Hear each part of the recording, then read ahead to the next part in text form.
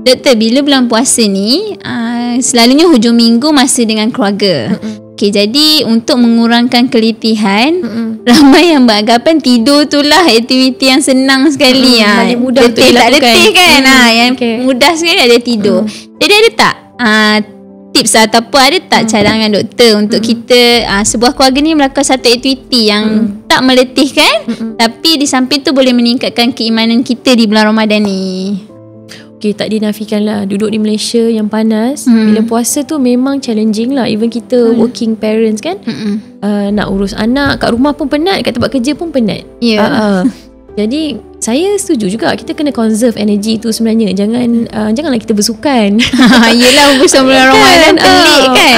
Nak buat aktiviti keluarga, tiba-tiba pergi zoo pula waktu bulan puasa. Janganlah kan, penat. Jadi bagi saya, kita kena bijak. Bulan Ramadan ni adalah bulan beribadat. Jadi kita cuba tambahkan kita punya ibadat. Bagi saya, kita start small. Yang mana solat sendiri-sendiri tu mungkin kita boleh solat jemaah subuh, maghrib dengan isyak. Cuba 3 dulu. Tu kira aktiviti berkeluarga lah tu. Kan? Lepas tu mungkin kalau penat siang hari tu, lepas buka puasa tu kita cuba beraktiviti di masjid. Sebab saya baru pindah ke taman perumahan saya tahun lepas. Jadi nak pergi rumah jiran tu memang segan lah. Jadi kita jumpa kat masjid. So saya dapat kenal jiran saya ni semua di masjid.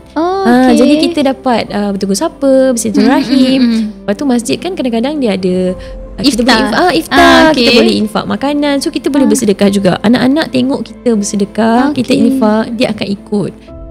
Jadi saya rasa bulan Ramadan adalah bulan yang paling sesuai untuk kita tunjukkan kepada anak kita ibadat-ibadat ni. Kita tak cakap je, tapi kita buat. Jadi aktiviti bulan Ramadan ni bukan ibadah tidur saja. Sebenarnya pelbagai lagi. Antaranya kita boleh buat ibadah infak. Mana-mana anak-anak pun nampak lah kan. Bila ibu bapa tu bersedekah. Betul. Okey.